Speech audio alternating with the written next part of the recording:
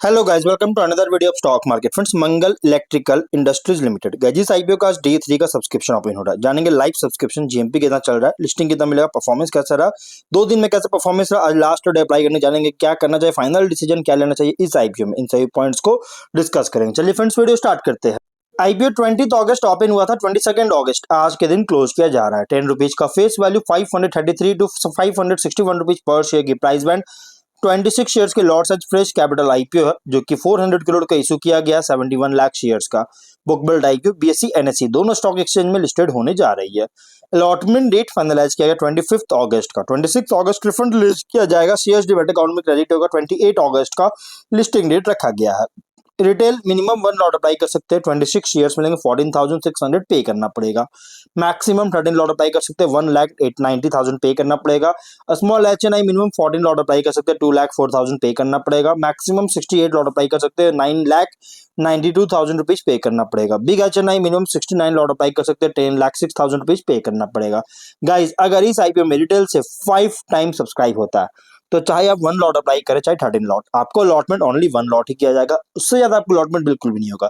अगर big HNI हो या स्मॉल एचएनआई, अगर 10 to 15 टाइम सब्सक्राइब होता है, दोनों में से किसी में भी या दोनों में भी, तो गाइस अगर स्मॉल एचएनआई में होता है तो चाहे आप 14 लॉट अप्लाई करें चाहे 68 लॉट, आपको अलॉटमेंट ओनली 14 लॉट किया जाएगा। और बिग एचएनआई में भी सेम, अगर आपने 69 लॉट अप्लाई करे, चाहे मैक्सिमम पे जितना भी अप्लाई करें, मैक्सिमम कोई लिमिट नहीं, आपका बजट जितना उतना अप्लाई कर सकते हैं।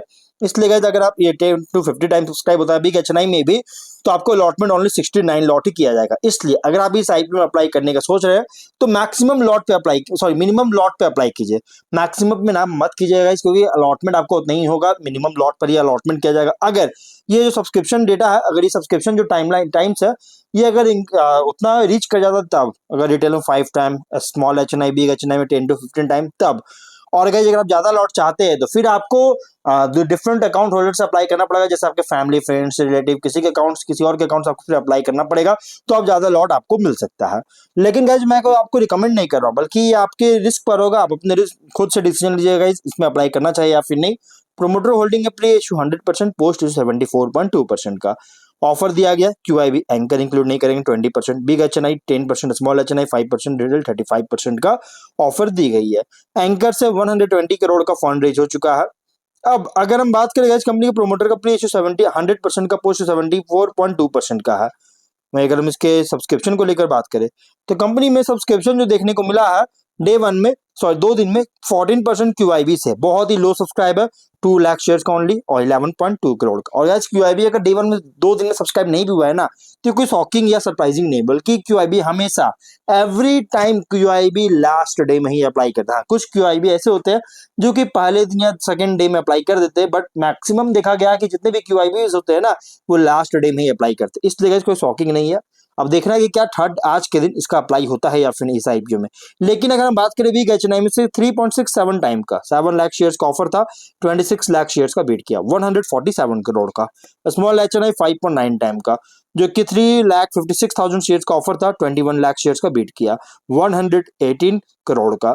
और रिटेल में 2.2 टाइम सब्सक्राइब है, 25 लाख शेयर्स का ऑफर था, 54.5 लाख शेयर्स का बीट किया है, 306 करोड़ का। गाइस क्यूआईबी अंडर सब्सक्राइब, बाकी अदर से अगर देखा जाए तो एचएनआई रिटेल अच्छी सब्सक्राइब देखने को मिल रहा है, स्ट्रॉन्ग सब्सक्रिप्शन देखने को मिल रही है। टोटल 2.1 टाइम का 1 करोड़ 3 लाख शेयर्स का बीट किया है, 582 करोड़ का स्ट्रॉन्ग सब्सक्राइब देखने को मिला है। गाइस जीएमपी की बात करें, कंपनी का जीएमपी ट्रेड करा 34 रुपीज का, 6% की लिस्टिंग एक्सपेक्ट कर सकते हैं, जो कि 595 का एस्टिमेटेड लिस्टिंग प्राइस हो सकता है, जो कि ठीक ठाक ओके ओके लिस्टिंग मिलने जा रही है।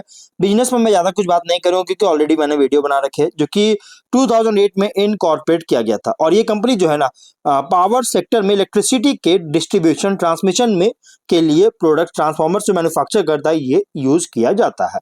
ट्रांसफार्मर कंपोनेंट्स का प्रोसेस करता है, include lamination, CRGO, slit coils, amorphous cores, coil and core assemblies, wound cores, toroidal cores, oil immersed circuit breakers वगैरह हो गया।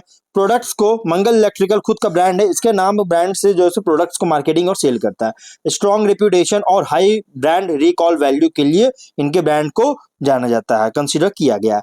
कंपनी ट्रेडिंग करता है इन सभी प्रोडक्ट्स का, ट्रांसफार्मर वगैरह का, 5 kVA से 10 MVA तक, और पावर सेक्टर में ईपीसी सर्विसेज का भी जैसे प्रोवाइड करता है इलेक्ट्रिकल सबस्टेशन को सेटअप करने के लिए, और 5 प्रोडक्शन फैसिलिटीज ऑपरेट कर रहा है राजस्थान में।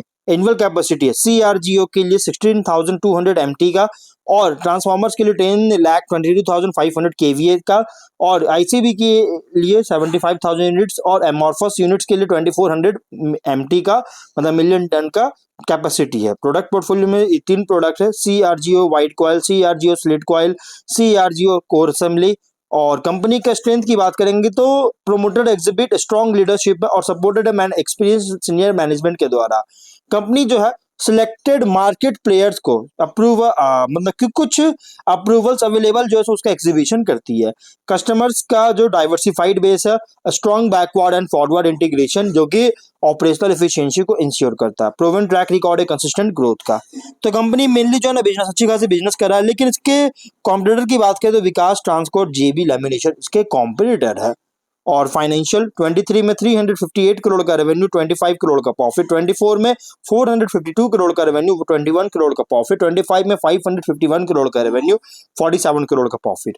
फाइनेंशियल देखा जाए तो टॉप लाइन तो इंक्रीज किया बट बॉटम लाइन थोड़ा सफर किया। 24 में जो प्रॉफिट है थोड़ा सफर किया। रीजन क्या था?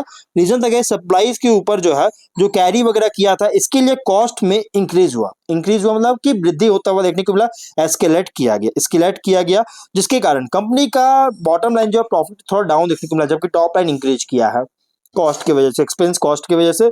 अब फाइनेंस ROE 29% का, ROC 25.4% का, debt equity 1 time, RONW 34%, PAT EBITDA margin 8.6%, 15%, PB ratio 7.1 time, PE ratio 24.3 time का है। अब गाइस यहाँ पे एक अच्छी अपडेट है कि इंडिया की जो ट्रांसमिशन नेटवर्क हो, इस कंपनी का नहीं बल्कि इंडिया की जो ट्रांसमिशन नेटवर्क है लगभग एस्टिमेट रखा गया 24 से 32 फाइनेंशियल ईयर तक 3.8% CAGR के साथ ग्रोथ करेगा, जबकि 27 तक एस्टिमेट था 5.9% का। उसके बाद थोड़ा स्लोली ग्रोथ करेगा लेकिन ग्रोथ होगी गाइस, यहाँ पे ग्रोथ होने का एस्टिमेट रखा गया यहाँ पे।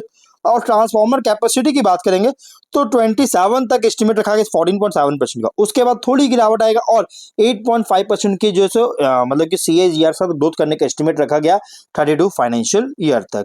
CRGO ट्रांसफार्मर्स का कंपोनेंट इंडस्ट्री भी अगर देखिएगा तो 27 तक 7.8% के साथ इंक्रीज करने का एस्टिमेट रखा गया है। अब अगर हम इसके कॉम्पिटिटर से कंपेयर करें तो देखिए सेकंड में आपको विलास ट्रांसकोर और थर्ड में जेबी लैमिनेशन है, फर्स्ट में मंगल इंडस्ट्रियल इलेक्ट्रिकल है। तो करंट मार्केट प्राइस अगर देखिएगा तो दोनों का सेम है, बस जेबी का थोड़ा बहुत ही कम है। सेल्स में अगर देखिए सेल्स में मंगल इलेक्ट्रिकल अच्छी पोजीशन बन रहा है, एबिटडा में भी अच्छी पोजीशन है, नेट प्रॉफिट में भी अच्छी पोजीशन बन रहा है।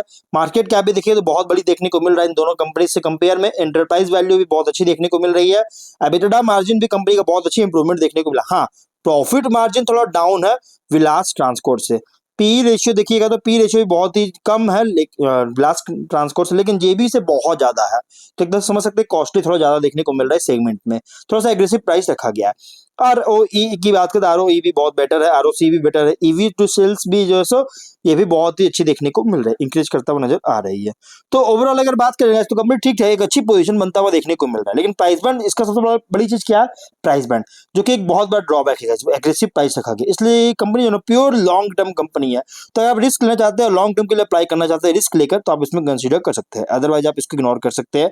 तो मिलते हैं नेक्स्ट वीडियो में, टिल देन बाय बाय।